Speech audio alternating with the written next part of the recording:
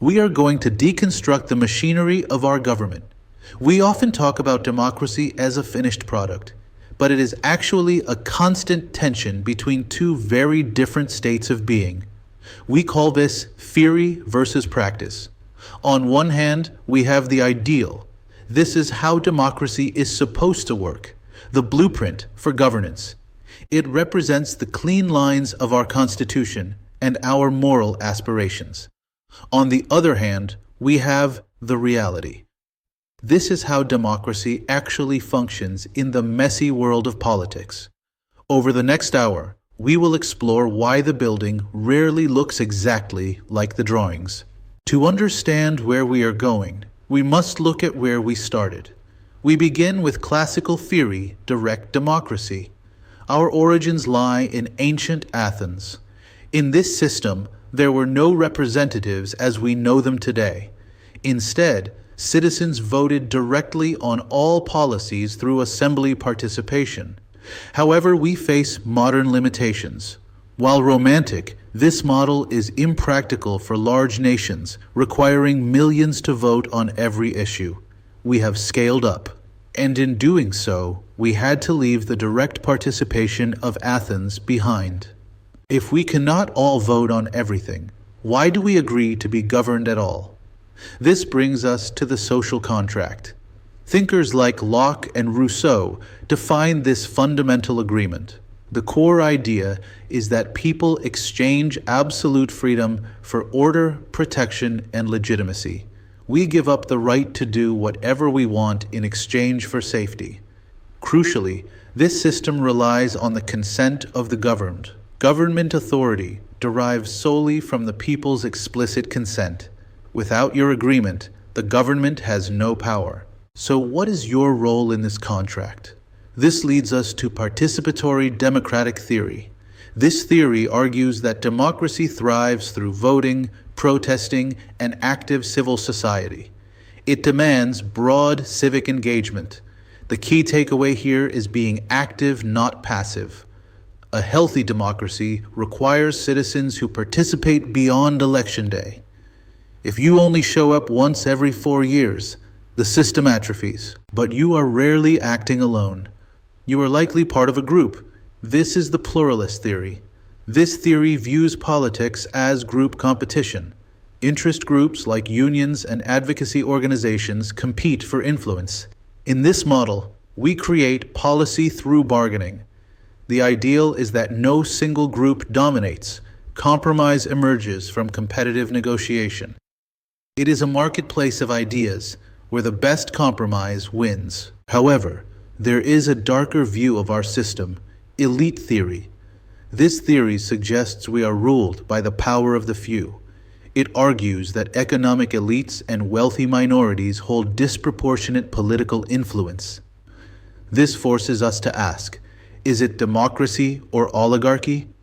If corporate money and elite connections may drive policy more than votes, then the social contract we discussed earlier might be broken. Assuming we stick with representative democracy, how should your leaders behave? There are two schools of thought. First is the trustee model. Here, elected officials use their best judgment to govern responsibly, even if it means disagreeing with you. Second is the delegate model. In this version, representatives vote exactly as constituents want them to vote. It is a constant tug of war between leading the people and following them. To prevent the majority from crushing the minority, we rely on constitutional limits. The primary goal here is preventing tyranny. The Constitution protects minority rights even against overwhelming majorities. This is codified in the Bill of Rights. Furthermore, judicial review ensures fundamental freedoms cannot be voted away. Even if 99% of the country wants to ban a religion or silence the press, the Constitution says no. Now let's look at the mechanics. Elections are the engine of the system. Democratic selection is how we hire and fire leaders. Elections allow citizens to choose leaders, but remain expensive and complex. We also have to deal with the incumbency advantage. The reality is that current office holders enjoy significant advantages over new challengers. This makes the system stable, but sometimes stagnant. Organizing these elections are political parties. Ideally, they are for organizing ideas. Parties simplify voter choices by bundling policies into platforms. But today, we face a polarization problem. Party loyalty often creates gridlock and outweighs willingness to compromise.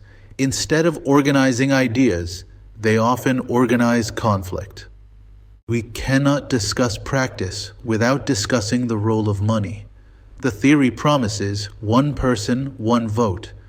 Democratic theory promises equal voice, but campaigns cost millions. This leads to lobbying and access. The uncomfortable truth is that wealthy groups purchase access to lawmakers through strategic donations. Your vote counts, but their dollar speaks. While politicians argue, who actually runs the country? Enter bureaucracy, the unelected power. Through regulatory agencies, unelected bureaucrats and agencies write regulations impacting daily life. This creates democratic tension. These powerful officials enforce laws without facing voters directly.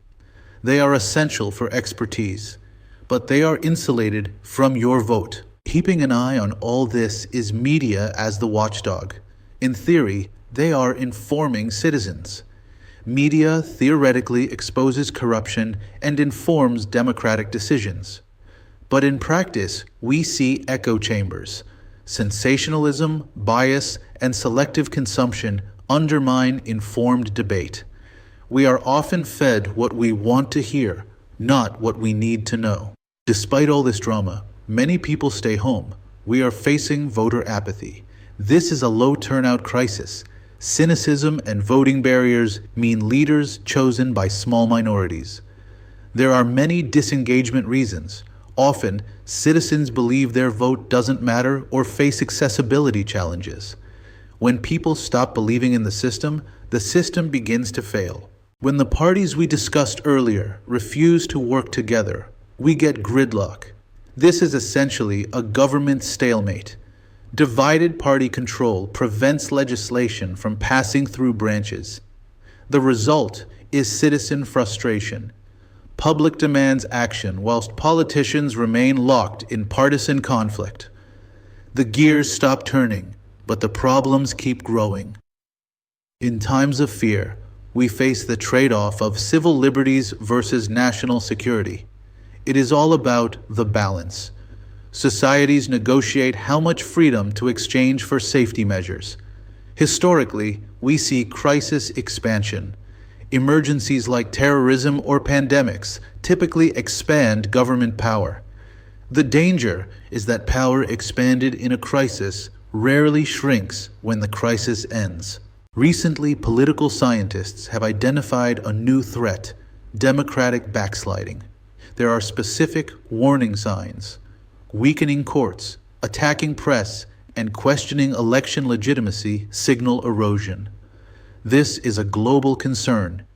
We are seeing the rise of illiberal democracies maintains elections whilst suppressing rights. They keep the shell of democracy, but hollow out the inside. Technology has changed the game, leading us to the internet and democracy. There are digital opportunities. The internet enables easier organization, mobilization, and information access. But there are also digital dangers. Misinformation, bots, and radicalization algorithms threaten informed discourse. The same tool that liberates can also manipulate. If this all sounds chaotic, that is because it is. We must embrace the messy reality. Democracy is inherently noisy. Democracy requires argument and slow deliberation to prevent hasty mistakes. This noise is a feature, not bug. Remember, dictatorships are quiet because dissent is silenced through force. We accept the noise because the silence is far worse. We conclude with the understanding that this is the unfinished project. It requires constant maintenance. Theory guides us, but practice requires vigilant citizen participation. As we navigate these challenges, we recall Churchill's wisdom. Democracy is the worst form of government except all the others. It is flawed, frustrating, and fragile, but it's worth fighting for. Thank you for joining us in this exploration of theory versus practice.